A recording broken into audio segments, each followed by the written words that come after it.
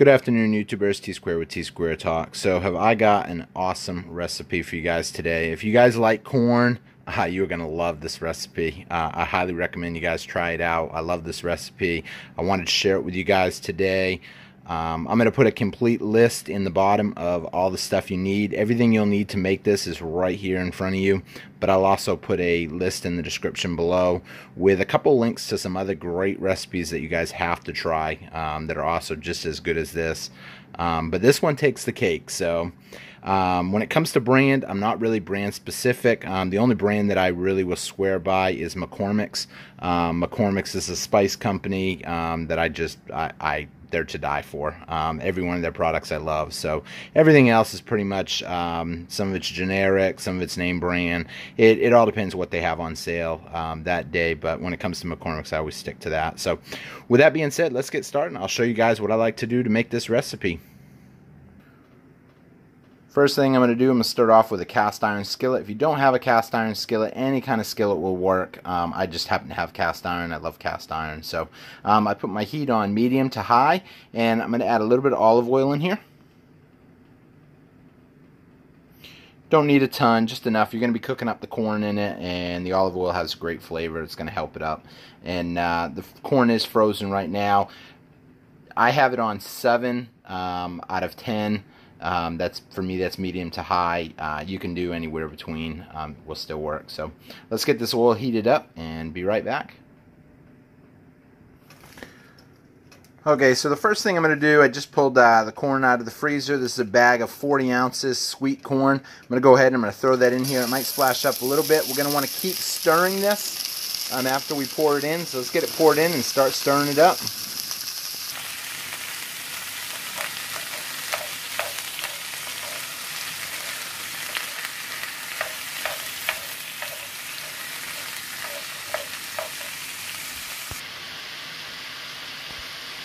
Okay, so I got it thawed out a little bit now. Now I'm starting to kind of heat it up a little bit more. What I got right here, I'm going to go ahead and I'm going to mix in some McCormick's. This is garden vegetable seasoning. This adds a great flavor to any recipe. I really like this brand when I'm doing this type of a dish. They have a ton of other great brands. This is what I like for this dish, but McCormick's is a must. You got to have this for this recipe. So I'm going to pour some of this in, then I'm going to add in some fresh ground pepper and some pink Himalayan sea salt and keep mixing it up. You want to make sure you keep stirring this up as much as possible. You don't want them to burn on the bottom. So I'm going to get this mixed in and stirred in. Now while the corn's cooking up a little bit, you're going to want to dice up, get some of these hot peppers diced up. Depending on if you like the heat, you can add a little bit more. If you don't like the heat, make sure you want to take out the veins and the seeds and just use the outer pepper. That way it'll have the little spicy kick, but it won't have that really big heat that comes on at the end. For me, I'm not a big fan of the heat, so I'm going to devein it and get it cut up. So now, with the knife that I had, it's an off-name Brian knife, but I ended up slicing it as finely as I could with that knife. And then I'm going to go ahead and I'm going to throw this in with the corn, get it all mixed up. And then what I'm going to do after is I'm going to throw it in a bowl and move on to the next step.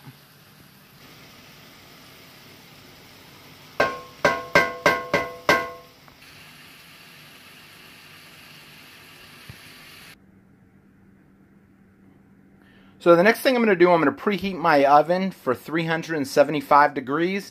And I'm going to get it started preheating. And then I'm going to fill this up with chips. Now I'm going to sprinkle on some Monterey Jack, and then I'm going to layer it a couple times. So I'm going to go chips, Monterey Jack, some chips, Monterey Jack, and then I'm going to put it in the oven for about 5 minutes at 375. So I'll be right back. So there you have it. Now I'm going to put it in the oven. Now all I'm really doing here is melting the cheese a little bit and heating up the chips just a little bit. You want the cheese to be good and melted. Any good nachos are going to have melted cheese. So let's get this in the oven. Okay, so while that's in the oven, melting the cheese, I'm going to make the drizzle sauce. Next thing I'm going to do, I'm going to put a little bit of butter in a bowl, and I'm going to melt it down. Next thing I'm going to do, I've got a couple of green onions, I've got some chives, and I have some cilantro. I'm going to dice this up really small and get this ready. Also, don't throw away, a lot of people tend to want to throw away their stems on the cilantro, but the stems have the most flavor. You're going to have the most packed flavor in the stems. You do want to slice them up small. You don't want someone biting into it and getting a big chunk of stem. So I'm going to get this sliced up. And so once you got your butter melted down, next thing we're going to do, we're going to add a little bit of lime juice. I'm happen to be using an instant lime juice today. And then the next thing you want to do, you're going to want to add some mayonnaise in there. Now once you got the mayonnaise mixed in, the next thing you want to do is add a good scoop of sour cream in there and get that mixed in. Next thing you're going to want to add a little bit of cayenne pepper and some salt and pepper.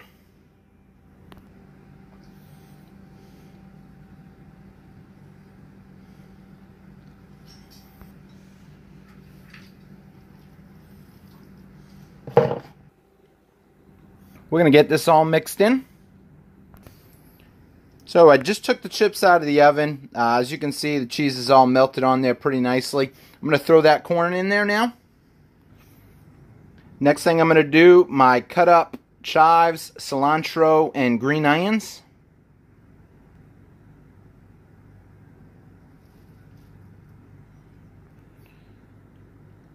Next thing I'm going to do, I'm going to sprinkle on some Parmesan cheese. Now, I could have sliced up this a little bit smaller, but like I said, I have an off-brand knife. I don't have no fancy high-end knife. If you got a recommendation for a really good high-end set of knives or something that just works really well in the kitchen, leave me a link in the bottom, what you have for knives, what you like, and I'll go check it out. I'm always looking for new ideas on how to, you know, better my kitchen. So.